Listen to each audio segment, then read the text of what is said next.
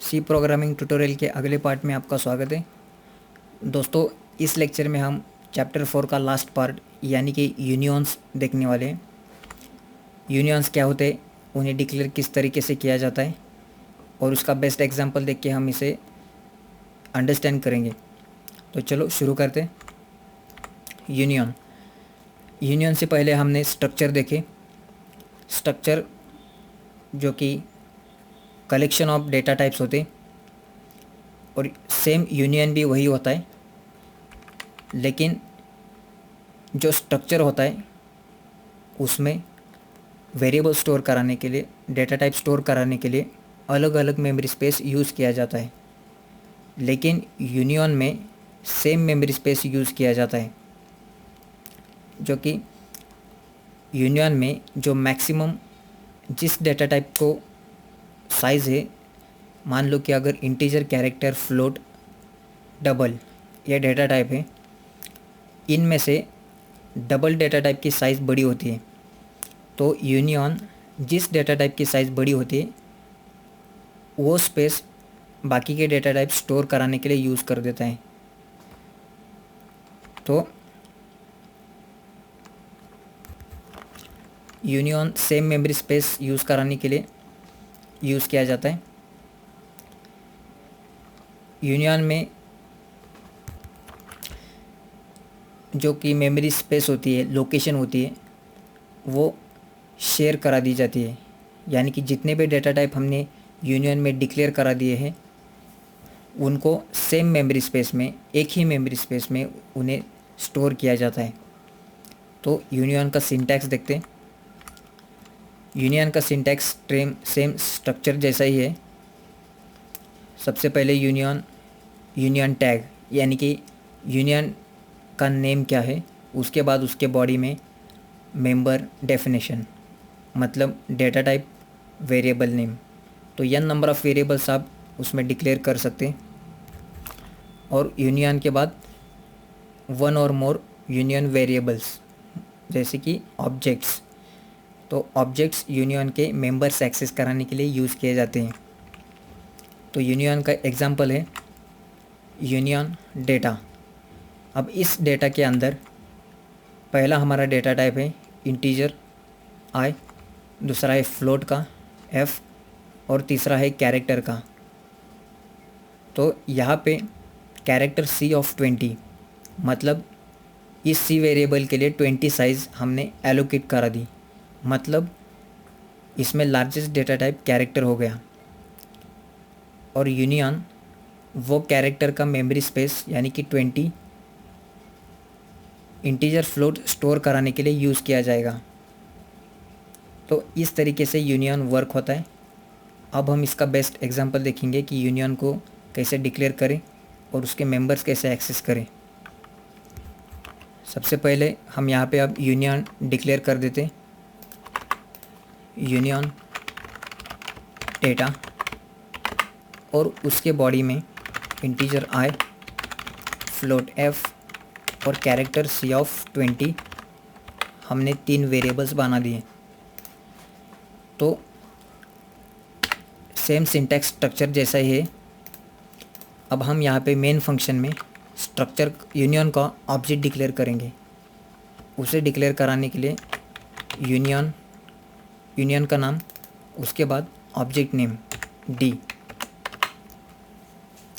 तो अब हम हमारा जो यूनियन है डेटा, उसकी साइज़ प्रिंट कर देते हैं ताकि हम इसकी इनिशियल साइज़ समझ सकें। Size of union is %d। Size of data की आप साइज़ प्रिंट कर सकते हैं या इसकी ऑब्जेक्ट की साइज़ प्रिंट कर सकते हैं, सेम साइज़ आएगी। अब हम यहाँ पे साइज़ ऑफ डेटा यानी कि यूनियन की हम साइज़ प्रिंट करेंगे। आप देख सकते हैं यहाँ पे साइज़ ऑफ यूनियन इज़ 20, मतलब ये जो हमारा कैरेक्टर का c वेरिएबल है उसकी मैक्सिमम साइज़ 20 है। तो यूनियन ने वो साइज़ यूज़ करा दी ताकि बाकी के डेटा टाइप स्टोर कराने के लिए 20 साइज़ यूज़ करेगा।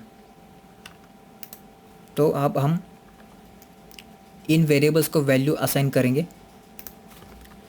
सबसे पहले हमें आई को वैल्यू असाइन करानी है इंटीजर के। तो ऑब्जेक्ट नेम यानी कि हमारा डी है डॉट वेरिएबल नेम यानी कि हमारा आई है इज़ इक्वल टू हम इसे 10 असाइन कर देते। उसके बाद फ्लोट सी एफ को असाइन कर देते, D dot F is equal to 3.14 assign कर देते।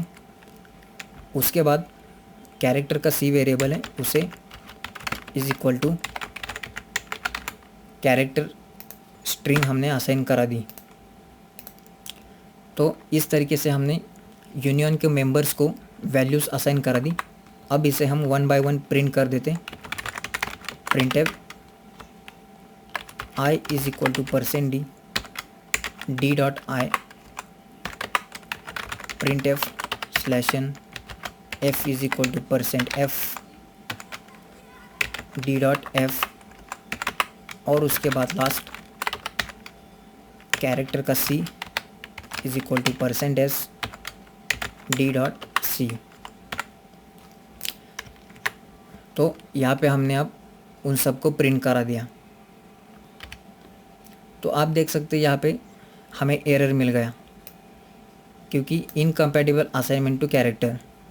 तो ये एरर हमेशा हम स्ट्रक्चर के अंदर या यूनियन के अंदर हम कैरेक्टर का एरे डिक्लेयर कर देते हैं तो उन्हें डायरेक्टली असाइन करते वक्त हमें एरर आ जाता है। तो इस एरर को सॉल्व करने के लिए हमें इस स्ट्रिंग को कॉपी करके सी वेरिएबल में उसे स्टोर करना होगा। इसके लिए हमें एक फंक्शन यूज़ करना पड़ेगा जो कि स्ट्रिंग का फंक्शन है strcpy। यहाँ पे सबसे पहले हम डेस्टिनेशन वेरिएबल दे देते यानी कि डी डॉट सी। उसके बाद सोर्स कि हमें क्या कॉपी कराना है। इसी के स्लाइड ईजियर हमने स्ट्रिंग इसमें रखी। तो ये function string dot H header file में आता है, इसके लिए उसे इंक्लूड करा देते हैं, इंक्लूड स्ट्रिंग डॉट एच। ठीक है, तो अब हमारी इस स्ट्रिंग की प्रॉब्लम सॉल्व हो जाएगी। अब इसे कंपाइल एंड रन कर देते हैं। आप देख सकते हैं यहाँ पे हमारा आउटपुट आ गया, लेकिन आप नोटिस कर सकते हैं यहाँ पे कि हमारा जो आउटपुट है वो इंटीजर और फ्लोट का गलत आ गया, लेकिन कैरेक्टर का जो है वो ठीक है। जैसे कि हमने रखा था वैसा ही कैरेक्टर का आउटपुट हमें मिल गया। तो ऐसा क्यों हुआ? क्योंकि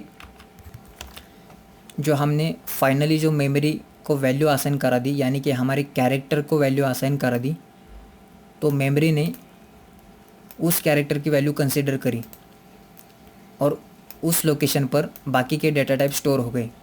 इसलिए जो कि मैक्सिमम डेटा टाइप हमारा था वो ठीक से प्रिंट हो गया और जो बाकी के डेटा टाइप है वो गलत आ गए।